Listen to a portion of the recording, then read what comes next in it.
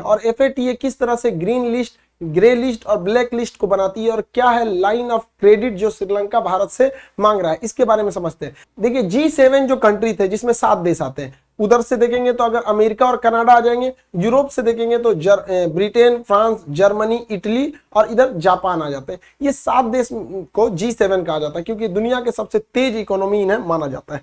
ये लोगों ने एक संगठन बनाया 1989 में जिसका नाम था FATA, financial action task force, FATA। इसका मुख्यालय पेरिस में है। साल में इसकी 3 बार बैठक होती है और इसमें अभी वर्तमान समय में 39 मेंबर हैं सब इसके।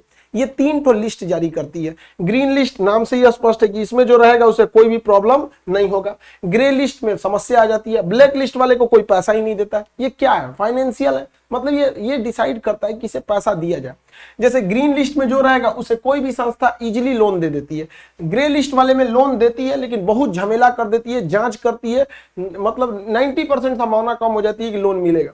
और ब्लैक लिस्ट वाले को तो लोन ही नहीं मिलता है। अब जैसे मान के चलिए आप ही को लोन देना है, किसी को, कोई आपसे आया मांगने कि हमको 50,000 या 1 लाख रुपया कर्जा चाहिए, तो आप क्या करते हैं? किसी से पूछते होंगे भैया ये आदमी कैसा है, ये कैसा है, लोन दे देता है कि नहीं? तो आखिर आप अपने मोहल्ले में पूछते हैं। पता चला कोई जर्मनी से आया आपसे लोन मांगने कि हमको 2 लाख लोन चाहिए, आप किससे पूछने जाइएगा जर्मनी में कि कैसा आदमी है कैसा नहीं? आप तो सीधे मना कर दीजिएगा। तो या तो फिर उसको दीजिएगा, बिना जान पहचाने तो डूब सकता है। यही काम करती है FATA। FATA कहती है जो ग्रीन लिस्ट में उसे आराम से कोई दुनिया लोन दे सकती है, वो पैसा लौटा सकते हैं, इसमें कोई दिक्कत नहीं है। जो ग्रे लिस्ट में उसको मत दो भाई, वो गलत आदमी है, मनी लॉन्ड्रिंग करता है, पैसे अटका देता है या फिर आतंकवाद को बढ़ावा देता है। अब ब्लैक लिस्ट वाला नॉर्थ कोरिया टाइप का किसी को देती ही नहीं है। अब ये क्या है कि अगर कोई भी मनी लॉन्ड्रिंग करता है, मतलब दूसरे देश का पैसा को, ब्लैक मनी को व्हाइट मनी कर देता है, जैसे मान के चलिए स्विस बैंक है। स्विस बैंक क्या है? एक मनी लॉन्ड्रिंग का रास्ता है, उस तरह को ये बैन लगाती है। या फिर कोई आतंकवाद को फंडिंग करता है, जैसे पाकिस्तान हो गया, अफगानिस्तान हो गया, अभी हाल में तुर्की पर आतंकवाद को फंडिंग करने के आरोप लगा के उसे भी ग्रे लिस्ट में डाल दिया गया है। अब ग्रे लिस्ट वाले को बहुत समस्या होता है लोन लेने का। अब लोन लेने के 3 सबसे बड़े रास्ते, या तो फिर आपके पास वर्ल्ड बैंक है। वर्ल्ड बैंक आपको हमेशा लॉन्ग टाइम लोन देता है। एग्जाम में क्वेश्चन पूछेगा दीर्घकालीन ऋण किससे मिलता है, तो वर्ल्ड बैंक से मिलता है। लेकिन ये लोन देगी आपको 40 साल 30 साल इस तरह लंबे पीरियड के लिए। और IMF जो होती है ये शॉर्ट टाइम के लिए लोन देती है, 3 साल 4 साल 5 साल, ये शॉर्ट टाइम के लिए लोन देती है।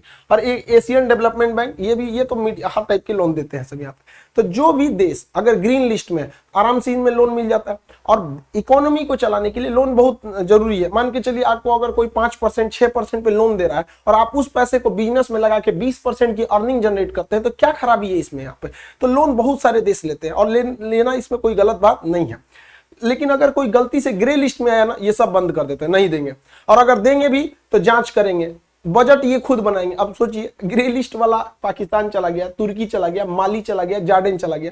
अब ये लोग अगर IMF या वर्ल्ड बैंक इन्हें लोन भी देता है तो खुद आके देखेगा कि किसको कितना पैसा दिए, आर्मी को कितना एलोकेट हुआ, बिजली विभाग को कितना हुआ, सारा का सारा जांच करते हैं ये लोग। इतना कठिन हो जाता है। और ब्लैक लिस्ट वाले को तो पैसा ही नहीं मिलता। अब इसमें क्या हुआ कि अभी फिलहाल में 4 देश याद रखेंगे करंट अफेयर के हिसाब से, पाकिस्तान, तुर्की, जॉर्डन और माली, इन 4 को नया रूप में शामिल किया गया है ग्रे लिस्ट में। अब इन लोगों को लोन लेने में पसीने छूट जाएंगे किसी भी मतलब अंतरराष्ट्रीय संस्था से। पाकिस्तान का ग्रे लिस्ट में रिकॉर्ड बहुत खराब रहा है क्योंकि ये लोग खुलेआम टेरर फंडिंग करते हैं। अगर ये आतंकवाद को पैसा ना दे तो इनका खाना कैसे पचेगा? ये अगर इनको देखेंगे तो 2018 से इनका ये ग्रे लिस्ट में चल रहे हैं, 2021 तक कंटिन्यू। हालांकि 2015 में थे, 12 से 15 थे, फिर निकल गए, फिर 2018 में गए थे और 2018 से लेके 2021 तक इन लोग का कंटिन्यू ग्रे लिस्ट में चल रहा है। इसलिए इन्हें कोई जल्दी लोन नहीं देता है, इनकी इकोनॉमी चली जाती है। भारत तो चाहता था कि ब्लैक लिस्ट में चल जाए, ब्लैक लिस्ट में चल जाएगा तो कोई शर्त पे भी लोन नहीं देगा, तो इसको बचा लेता था तुर्की। ये तुर्की के जो थे ना तैयबुल अर्दोगान, इनका दिन खराब चल रहा है, अपने आप इर्तुगुल गाजी समझ रहे हैं। 370 के मामले में हस्तक्षेप कर रहे थे, UN में जाके 370 के खिलाफ बोल दिए। यहाँ पर इनको वीगर मुस्लिम नहीं दिखते हैं सब, चाइना में बड़ी मार मारेगा तुमको जिनपिंग, वहां मत बोलना ही मत। अभी की क्या हुआ, ये पाकिस्तान को हमेशा बचाते थे, इस बार क्या हुआ, हम तो डूबे सनम तुमको भी ले डूबेंगे। इसको भी ग्रे लिस्ट में डाल दिया गया, इसको भी ग्रे लिस्ट में डाल दिया गया। ये तो बकलवा पहले से था ग्रे लिस्ट में, ये भी चल गया ग्रे लिस्ट में, दोनों चल गया सब यहाँ पर। अब गलत का साथ दोगे तो यही होगा यहाँ पर।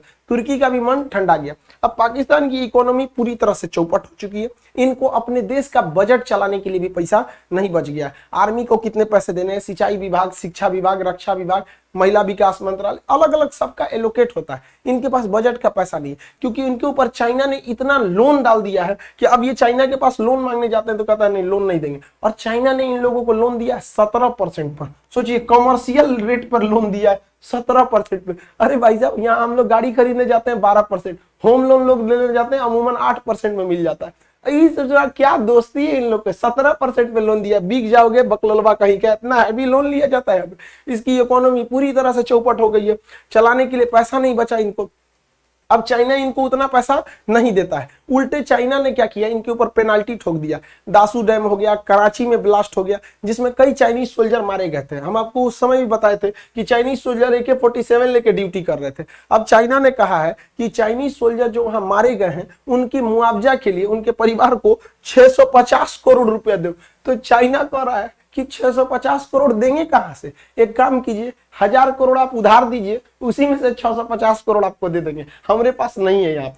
तो चाइना, इसकी दोस्ती देख रहे हैं ना पूरी दुनिया में कितनी है। चाइना वालों की तो किसी से दोस्ती नहीं रहती, लेकिन अभी इसके देश मतलब एकदम कोलैप्स करने वाला था कि सऊदी अरब बीच में आ गया। सऊदी अरब लगभग 4.2 बिलियन का इन्होंने इन्वेस्टमेंट किया। हालांकि इसमें लगभग 1 बिलियन का पेट्रोलियम इंडस्ट्रीज में इन्वेस्टमेंट है और 3 बिलियन का इनको लोन दिया गया है। तो काफी सॉफ्ट लोन है। तो अभी इस साल मतलब अगले 2 साल के लिए ये भिखारी बच गया, समझ में गया। फिर अब 2 साल में तो ये ढूंढ ही लेगा अपना नया बाप कि कहां से इसको भीख मांगना है, लेकिन अभी के वक्त में इसको बच गया यहाँ पर।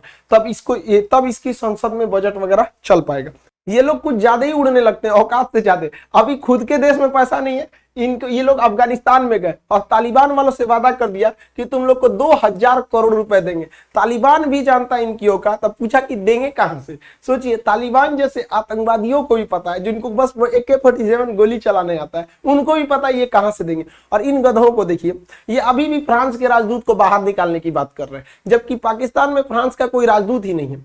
और जो भी यहाँ पर ब्लास्फेमी की हुई थी, जो कार्टून बनाया गया था चार्ली हेब्डो में, या भी जो टीचर ने किया था, उसका एक एक्सीडेंट में मौत हो गई है।